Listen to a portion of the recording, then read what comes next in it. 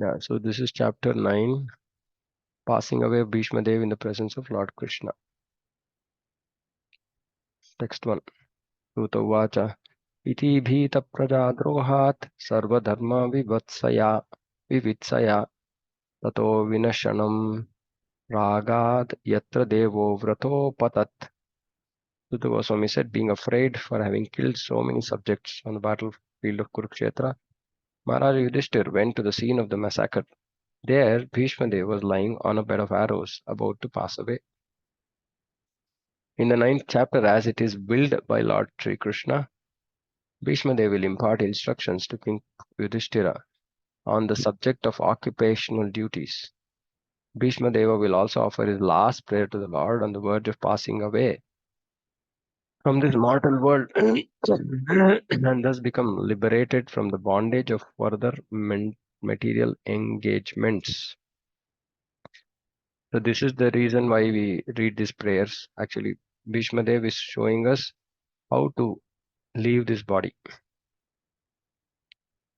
Bhishmadev was endowed with the power of leaving his material body at will, and his lying down on the bed of arrows was his own choice. This passing away of the great warrior attracted the attention of all the contemporary elites, and all of them assembled there to show their feelings of love, respect, and affection for the great soul.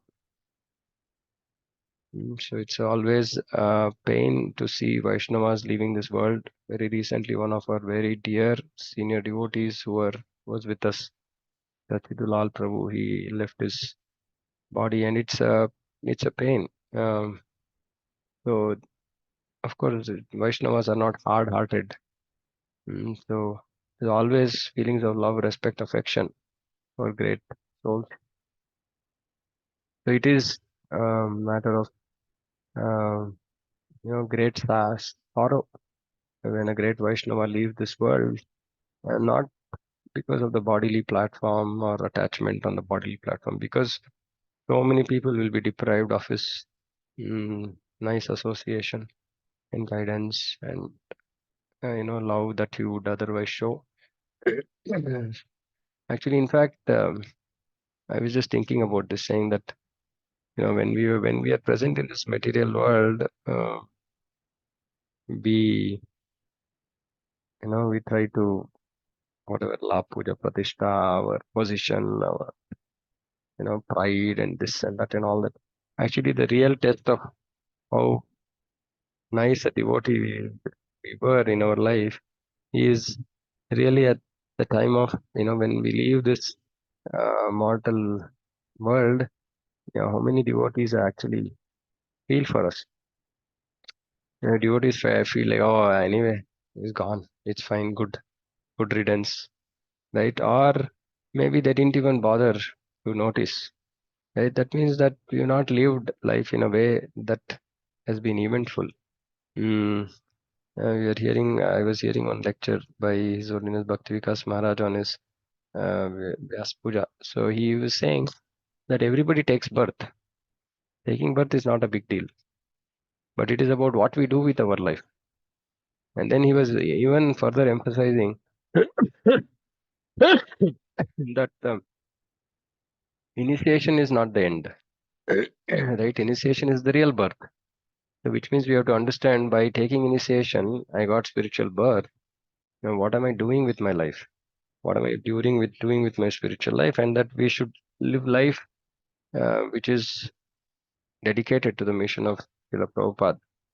So like that, then maybe uh, we will impact so many lives, and not because they have to remember them, but if you have really worked in that way and really been genuine in terms of our approach, etc., then maybe few people will uh, feel our absence.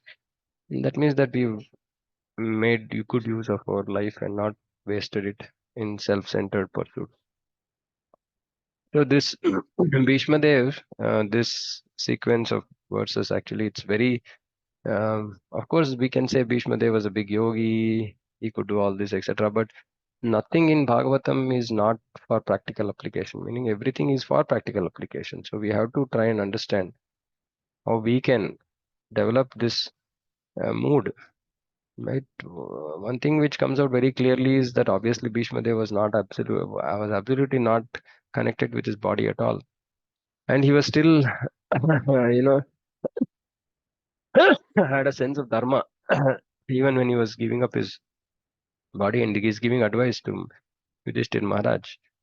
That was Krishna's desire as well. And at the same time, at the fag end, how he withdraws his mind from everything. It's amazing, actually. These verses are really, really nice. He completely withdraws. One verse which I cannot forget at all. It says that, that person who had spoken on thousands of topics, who had fought on thousands of battles, simply withdrew his mind from everything and focused it on Krishna. And I was just imagining, I mean, how is it possible?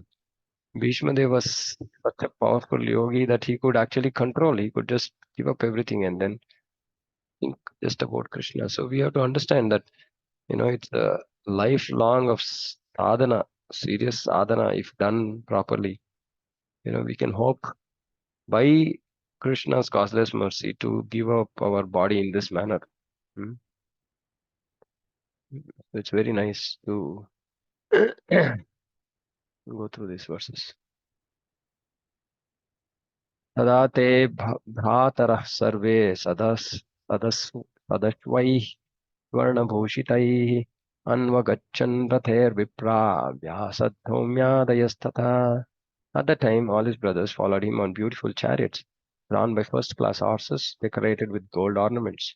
With them were Vyasa and rishis like Dhaumya, the learned priest of the Pandavas, and others. भगवानपि विप्रर्षे रथेन स धनञ्जयः ततैर्गरोचत नृपः कुबेर इव गुह्यकैः. O sage amongst the Brahmanas, Lord Sri Krishna, the personality of Godhead, also followed, seated on a chariot with Arjuna. Thus King Yudhishthira appeared very aristocratic, like Kuvera surrounded by his companions, the Guhyakas. Lord Sri Krishna wanted the Pandavas to be present before Bhishmadev in the most aristocratic order, uh, so that he might be pleased to see them happy at the time of his death. So Krishna knew that Bhishma was always favorable to the Pandavas, though he had to take the side of Kauravas, but he would be pleased to see them happy at the time of death. So he wanted them to dress very aristocratically. Kuvera is the richest of all the demigods, and herein King Yudhishthira appeared like him, for the procession along with Sri Krishna was quite appropriate to the royalty of King Yudhishthira. दृष्ट्वा निपतितं भूमौ दिवश्च्युतमिवामरं प्रणेमुः पाण्डवा भीष्मं सानुगासः चक्रिणा. Seeing him, Bhishma, lying on the ground like a demigod fallen from the sky, the Pandava king Yudhishthira, along with his younger brothers and Lord Krishna, bowed down before him. Lord Krishna was also a younger cousin of Maharaj Yudhishthira as well as the intimate friend of Arjuna. But all the family members of the Pandavas knew Lord Krishna as the supreme personality of Godhead. The Lord, although conscious of his supreme position, always behaved in a humanly custom. And so he also bowed down before the dying Bhishmadeva as if he were one of the younger brothers of King Yudhishthira. And Krishna did this just to bewilder the atheists. Hmm. Because then they'll think of him as just some human being. Tatra brahmarshaya sarve devarshayascha sattama devarshayascha sattama rajarshayascha tatrasan drashtum bharata pungavam. Just to see the chief of the descendants of King Bharata, Bhishma, all the great souls in the universe, namely the rishis among the demigods, brahmanas, kings, and all situated in the quality of goodness, were assembled there. Hmm? So these are Rajarshis, rishis amongst kings. Hmm? Rajarshi, Devarishi, Brahmarishi. All situated in the quality of goodness were assembled there. The rishis are those who attain perfection by spiritual achievements. Now, please note, spiritual achievements. Somebody was asking me, saying that why, even though these rishis, munis are all great devotees, they still become angry.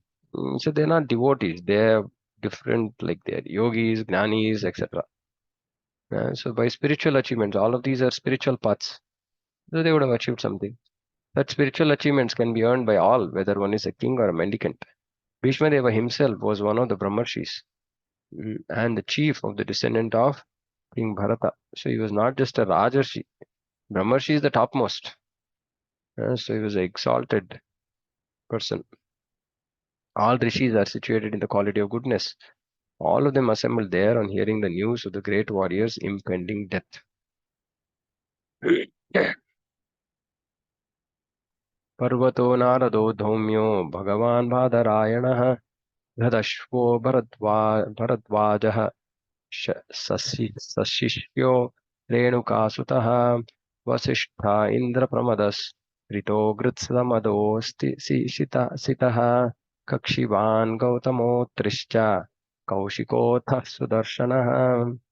All the sages like Parvata Muni, Narada, Dhaumya, Vyasa, the incarnation of God, Bhradashva, Bharadvaja, and Parshurama and disciples, Vashishta, Indrapramada, Krita, Vritsvamada, Asita, Kakshivan, Gautama, Atri, Kaushika, and Sudarshana were present. Okay, I'm not going to read this purport. It's just information about all these great rishis. I request all of you to just go through this. अन्ये च मुनयो ब्रह्मन् ब्रह्मरातादयो मलाः शिष्येरुपेता जग्मु Kashyapangirasadayah, and many others like Shukadev Goswami and other purified souls, Kashyapa and Angirasa and others, all accompanied by their respective disciples, arrived there. Again, not reading this book. तान् समेतान् महाभागान् उपलभ्य वसूत्तमः पूजयाम आस धर्मग्नो देशकालविभागवित्. Bhishmadeva, who was the best amongst the 8 Vasus, received and welcomed all the great and powerful rishis who were assembled there, but he knew perfectly all the religious principles according to time and place. Expert religionists know perfectly well how to adjust religious principles in terms of time and place. All the great acharyas or religious teachers or reformers of the world executed their mission by adjustment of religious principles in terms of time and place. There are different climates and situations in different parts of the world, and if one has to discharge his duties to preach the message of the Lord, he must be expert in adjusting things in terms of the time and place. Bhishmadeva was one of the 12 great authorities in preaching this cult of devotional service, and therefore he could receive and welcome all the powerful sages assembled there at his deathbed from all parts of the universe. He was certainly unable at that time to welcome and receive them physically, because he was neither at his home nor in a normal healthy condition. But he was quite fit by the activities of his sound mind, and therefore he could utter sweet words with hearty expressions, and all of them were well received. See, he had a sound mind irrespective of his body being in that condition. For us, actually, along with the body goes, our mind also goes down. If we're physically not well, our mind also becomes very disturbed. But his condition was very different. He was quite fit. Though he was not quite fit by the activities of his body, he was quite fit by the activities of sound mind. Therefore, he could utter sweet words with hearty expressions. Actually, this is also something which we should try to practice. When our body is not okay, naturally our mind also misbehaves, and then we suddenly become irritable. We get upset with people, we shout at people, or whatever, right? So it will be nice if we can try to utter sweet words. Meaning, we should not, because when we are unwell, we think that we should be the center of the world. Why are people not giving me attention, or why are they not understanding what I want? These kind of self-centered thoughts come. So it's good that if we are not getting the required attention, we can develop Trinada Pisunichena, and we should still try to be sweet, like cordial to people. Here, Bhishmadeva was very nicely showing by example. Even though he's on this deathbed, his mind was quite sound, and he could utter sweet words. He's not looking at them saying, see, I'm in such a state, and you are all coming, and I have to welcome you all. No, sweet words with hearty expressions. Hearty expressions. Again, Vaishnavas are not hard-hearted. Hmm. So we should understand, like I told, in discussing Narada Muni's, these hearty expressions, the softness actually happens in the stage of bhava. And it is real softness of the heart, where we absolutely have gone beyond the stage of false ego. So that softness has arisen because of love for Krishna. Mm. And all of them were well received. One can perform one's duty by physical work, by mind, and by words. See, one can perform one's duty. If suppose somebody is not able to do their duty by body, they can do by mind and by words. And he knew well how to utilize them in the proper place. And therefore, there was no difficulty for him to receive them, although physically unfit. Very nice lesson, actually.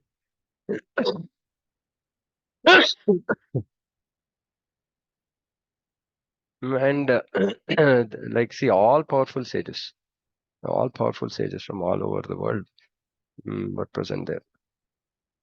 And devotees were also there. Other uh, other branches of Vedic knowledge, they were also there. So all powerful sages, so belonging to different branches, uh, spiritual, non-spiritual, everything, right? They were all present there. And and there's also another thing, right? Like there were Gnanis, etc. were coming. Bhishmadeva is not, see, I'm such a great devotee. And no, he is just everybody. His mm, sweet words, hearty expressions, respect for everybody appropriately. So he welcomed everybody. कृष्णं च तत्प्रभावज्ञ आसीनं जगदीश्वरं हृदिस्थं पूजयामास माययोपात्त vigraham. Lord Sri Krishna is situated in everyone's heart, yet he manifests his transcendental form by his internal potency. This very Lord was sitting before Bhishmadeva, and since Bhishmadeva knew of his glories, he worshipped him duly. The Lord's omnipotency is displayed by his simultaneous presence in every place. He is present always in his eternal abode Goloka Vrindavan, and still he is present in everyone's heart and even within every invisible atom. This we should understand. It's not Krishna himself is not present in the atom. Krishna is present in the form of Paramatma, who is just is an expansion of Krishna with a specific role to be played. Mm. So Krishna doesn't himself have to be present in the heart. So he's a part of him. The expansion is present. Hamsha Kala. When he manifests his eternal transcendental form in the material world, he does so by his internal potency. Right? So when he manifests his eternal transcendental form is Shamasundara form. Hmm. Or any of the other forms which are present in the spiritual world. And that is avatara, avatariti iti avataraha. So when that eternal spiritual form comes down to this material world for the sake of pastimes, which is mainly dharma samstapanarthaya. Except Krishna, everybody else comes with the intention of dharma samstapanarthaya. So they do so by their internal potency. The external potency of the material energy has nothing to do with this eternal form. All these truths were known to Sri Bhishmadeva, who worshipped him accordingly. So Bhishmadeva was not confused, even though his body was in distress condition. His mind was clear. There's no confusion. So if we chant Hare Krishna throughout our life, possibly at that time, we should be able to remember Krishna with clear mind. So this is very, very important. Panuputranupasinaan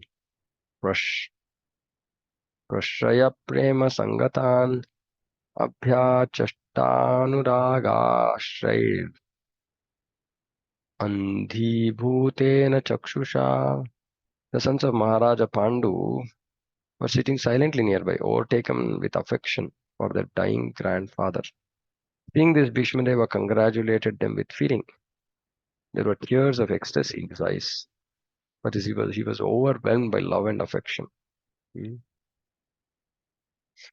When Maharaja Pandu died, his sons were all small children, and naturally they were brought up under the affection of elderly members of the royal family, specifically by Bhishma Deva. Later on, when the Pandavas were grown up, they were cheated by cunning Duryodhana and company. And Bhishma Deva, although he knew that the Pandavas were innocent and were unnecessarily put into trouble, would not take the side of the Pandavas for political reasons. This also he was doing because of dharma, because Yudhishthira, Duryodhana had taken care of him. He said, it's my duty to fight for him. And anyway, he had also said that he would go in to support anybody who sits on the throne of Hastinapur. At the last stage of his life, when Bhishma Dev saw his most exalted grandsons, headed by Maharaj Yudhishthir, sitting very gently at his side, see, exalted, but they're very gentle. The great warrior grandfather could not check his loving tears, which were automatically flowing from his eyes. He remembered the great tribulation suffered by his most pious grandsons. Suddenly, he was the most satisfied man because of Yudhishthira's being enthroned in place of Duryodhana, and thus he began to congratulate them. Again, this is uh, both tears coming from his eyes, both as a grandfather as well as upholder of dharma, and a devotee. All the reasons there were tears from his eyes. As a grandfather, because grandsons now are kings. Dharma, because being Yudhishthira being enthroned was the right thing. And as a devotee, seeing other exalted devotees present there, she was automatically there was tears flowing from his eyes. अहो कष्टम अहो अन्यायम यद्यूयम धर्मनंदनाः जीवितुं नार्हतः क्लिष्टम विप्रधर्माच्युताश्रयाः. Very beautiful verse. Bhishmadev said, "Oh, what terrible sufferings and what terrible injustices you good souls suffer for being the sons of religion personified. You did not deserve to remain alive under those tribulations, yet you were protected by the Brahmanas, God, and religion." Terrible sufferings. Bhishma Deva. Bhishma means one who took a terrible vow, and he is looking at their life and saying, "You, all of you, went through terrible suffering, terrible injustices. Uh, Adharma, for whom Anyaya, for whom who were sons of religion personified. And the situations were so bad that you did not even deserve to remain alive. Yet you are protected by Brahmanas, God, and religion." So we should understand somebody who is an upholder of dharma only is protected by dharma. So then what about a devotee? A devotee is protected by Supreme Lord himself, dharma, brahmanas, Vaishnavas, demigods, everybody. Maharaj Yudhishthir was disturbed due to the great massacre in the battle of Kurukshetra. Bhishmadeva could understand this, and therefore he spoke first of the terrible sufferings of Maharaja Yudhishthir. First he spoke about the terrible sufferings. To tell Maharaj Yudhishthir, saying that you are thinking that you created suffering. No, you are the first. You suffered so much. You shouldn't have suffered. He was put into difficulty by injustice only, and the battle of Kurukshetra was fought just to counteract this injustice. Therefore, he should not regret the great massacre. The great massacre was required. He wanted to point out particularly that they were always protected by Brahmanas, Lord, and religious principles. As long as they were protected by these three important items, there was no cause of disappointment. Yeah. So we should understand, a surrendered devotee is always protected by the Lord. So no cause for disappointment. Oh, why am I suffering? No. So, this is also one more thing which constantly I keep trying. to incorporate in my own life is to not become disappointed, not become frustrated at sufferings, challenges, obstacles. Sometimes, we look at things around us and we feel really nothing is going our way. But it's just our limited vision. We should see that Krishna is there. Krishna has his own plans. For somebody who surrendered, Krishna has his own plans. So there's no need to be disappointed, frustrated. Hmm.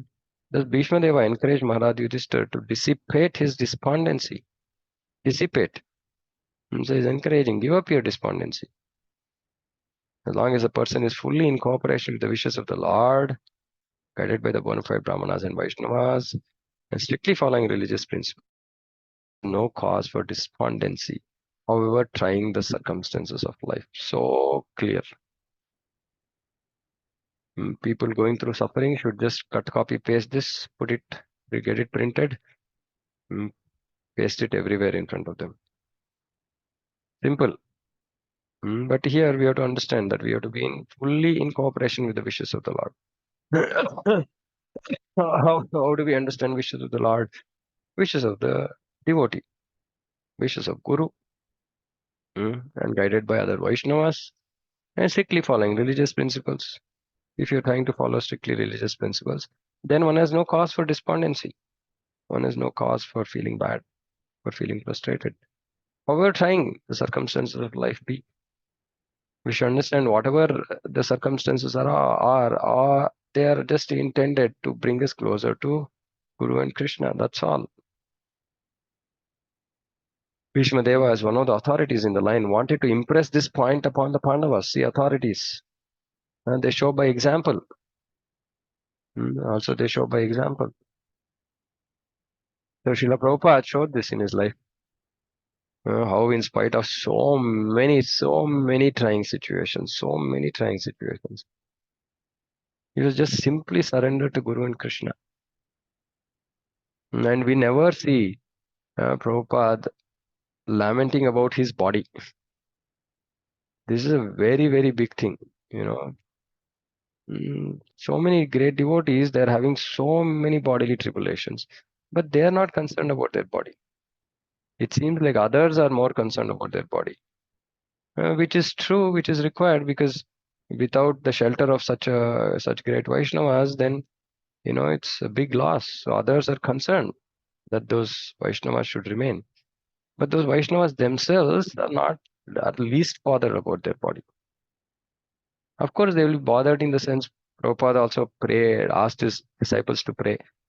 If Krishna wants, let me be here to fulfill his mission. That's all Prabhupada said. Nothing else. Right? And that was all that was prayed. Prayer was, Krishna, if you will, let Srila Prabhupada remain on this mortal, on this material world to fulfill your mission. So this is a very nice, mood to understand. And that is all these great devotees. They have no, absolutely, because they're not on the material platform at all. So they're not bothered. I mean, okay, if it is not this body, then okay. If Krishna wants them back in the spiritual world, they're happy to go. Krishna wants them to go somewhere else, they're happy to take up another. Uh, they're happy to appear elsewhere. So they're not bothered. We should also not bring them to the material platform. We can be concerned that so many devotees, including ourselves, will become bereft of their guidance when such Vaishnavas leave this world. But apart from that, no need to. Of course, we should serve them. Vapu Seva, it's an opportunity for Vapu Seva. But we should not bring them to our platform. This is very, very important. Meaning we should understand that they are not affected by their position. We are affected because we are bodily conscious, right? And of course, we are also, even if we are not bodily conscious, we are concerned, saying that we will miss the association of such Vaishnavas. But this mood we have to learn and we have to teach others also. So we should not go into too much details about their bodily condition, etc. Just prayer has to be at high level. That's all. Krishna willing, uh, then let Vaishnava be around, which is what all Vaishnavas would want us to pray anyway. We should remember this. We should not keep praying for ourselves, for our body, etc. It's okay. Krishna will allow this body to remain. Otherwise, he has better plans. So this is like reality. This is going to dawn upon us sometime, right? Sooner than later. Everybody has to, all of us have to leave our body. And when the time comes closer, things get more difficult in general. We've seen so many great souls leaving their body, and external circumstances don't seem very sadhu type. Not that they were just sleeping and suddenly they just left their body. So much of suffering before. And just to show everybody the high level of consciousness these great souls are in. So we should be prepared. Suffering is going to be there. But if we are on the material platform, we'll experience the suffering. If we are on the spiritual platform, we'll not experience the suffering. So very, very important to build this mindset. And how do we build this mindset? We can't wait for some, ultimatum, right? Every day we are going through so many small, big sufferings. In every situation, we have to develop this mood. I'm not the body, I'm spirit soul, I'm here to serve. And just remain in that mood. It's a very nice thing to practice. Okay, I'll stop here. Any questions, comments, we can discuss. Hare Krishna.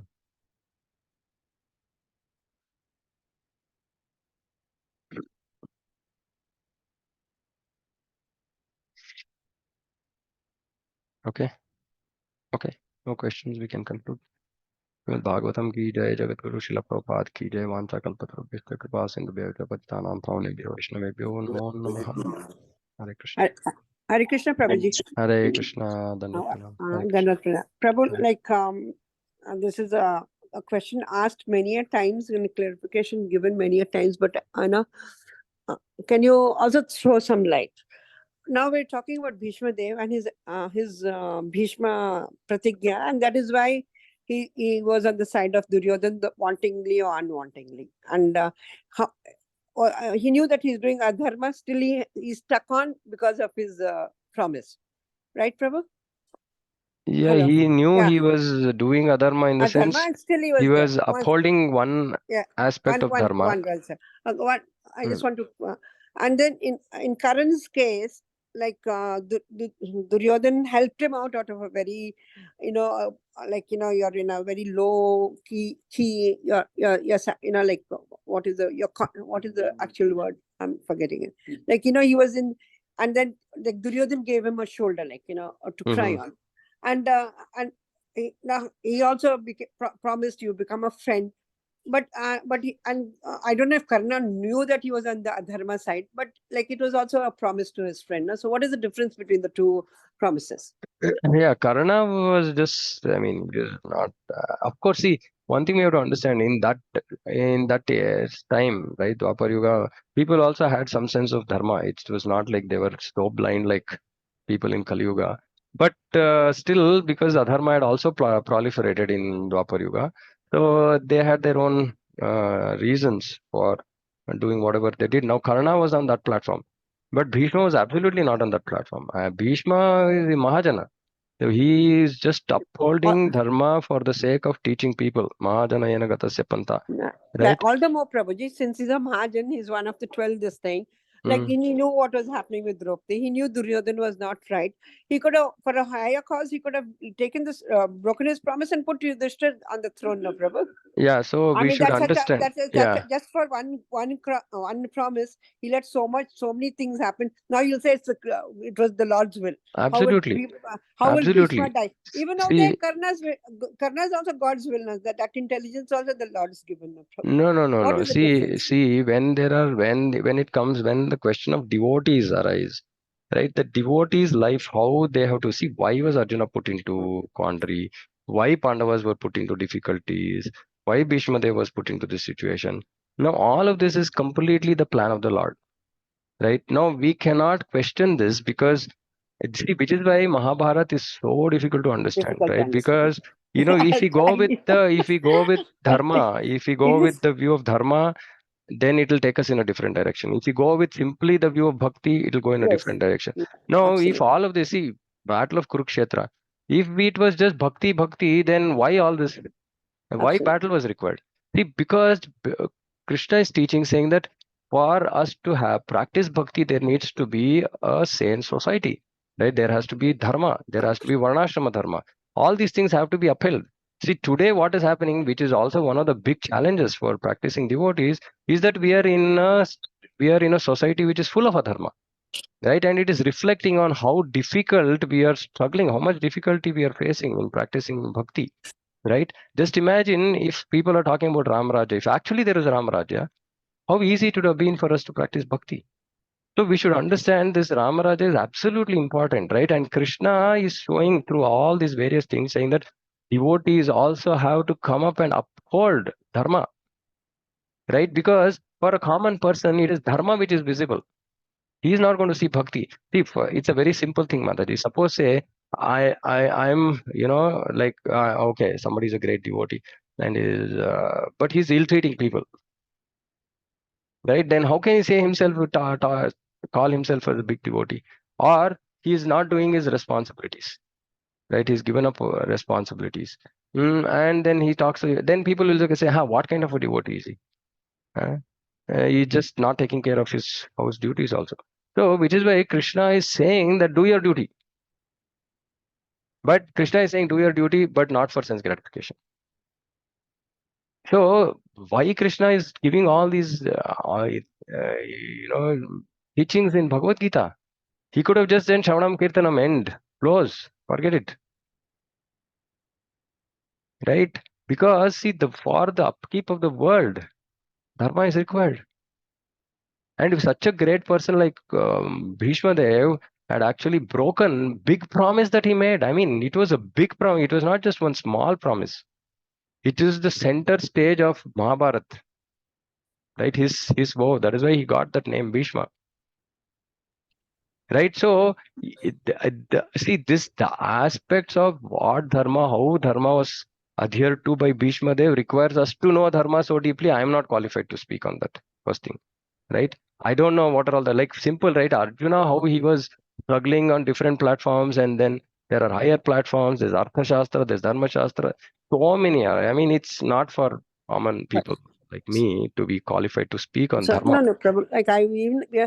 So the basic line we have to understand that they, because they are devotees and it is the will of the Lord. Like and he stuck to this. He did No, his no, they also prescribed have duty. a, they also have Prescribed a, duty.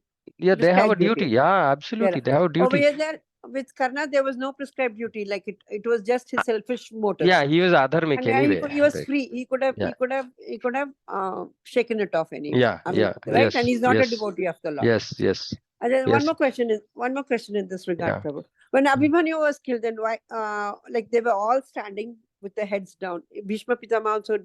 Actually, they didn't know how to take him out. So why did the Lord, when Karna was killed, why did the Lord say ask Arjuna to shoot? Because they were the side of dharma. Duryodhan was on the side of adharma, but the Pandavas were the side of the dharma. But then why did Krishna have to show this part of killing Karna like that? See, when Krishna does anything, there's Yes, only one dharma. reason. Yes, yes, It yes. is supreme dharma, That's right? okay. See, that is why Yes, I'm saying, Prabhu. see, this it is so complicated. No, I Yes, mean, I yes, totally Prabhu. understand, right, where I you are understand. coming from, right? No, But that basic question, even I, if somebody asks me, I give that. Whatever Krishna, जो भगवान ने भाई जो ना वो कहते हैं, जिसके हाथ में लाठी, no everything. So the Lord is the supreme. I mean, it's dharma there. yeah, and Okay, see, that because and Krishna is see, he's this one. He's showing that yes, I am I'm supreme. the I supreme. can, I can, I Bend can bend anything because I am bend by doing will, for right? the supreme, Absolutely, establishing supreme dharma. dharma. Hmm. Right? But we cannot do it, or he doesn't make his devotees do it. As in, he Yes, makes his devotees do it. Devotees don't do it themselves, right? And that also Krishna is showing, saying that see, when I say, devotees also have to do simply whatever I say. So absolutely. it's like it's a complicated maze, right? So which is why when we look at it from a devotee's viewpoint, what we see is very different. When we look at it from a person who is dharmic viewpoint, it is very different. When they different. look at Yes, Prabhu, it is. normal common viewpoint, things are very different, right? It's complicated. Mahabharata is complicated, right? Yes, Prabhu. Anyway, I'm not rightly qualified to answer this at all because No, no, I'm not a no. Probably I'm not a you are like, because these questions keep on coming again and again, again and again. In spite of so many answers, the a satisfaction of you. I mean, and it's not. You the lingering is always the lingering of. Is always there. That's why I wanted to, yeah. Your lingering will continue post my continue, answers also. continue. You No, no, should yes, you it should does. go. Yes, Yeah, yes. you No, should Prabhu, approach. like many a times like many a times it's been answered, but somewhere like you, anyway. Thank you, Prabhu. I mean, yes. Sorry. No, that's okay. No problem. Hare Okay. Hare Anything Krishna. else? Anybody? Okay. Hare Krishna. Vancha kalpatarubhyascha kripa sindhubhyo cha patitanam pavanebhyo vaishnavebhyo namo namo. Hare Krishna.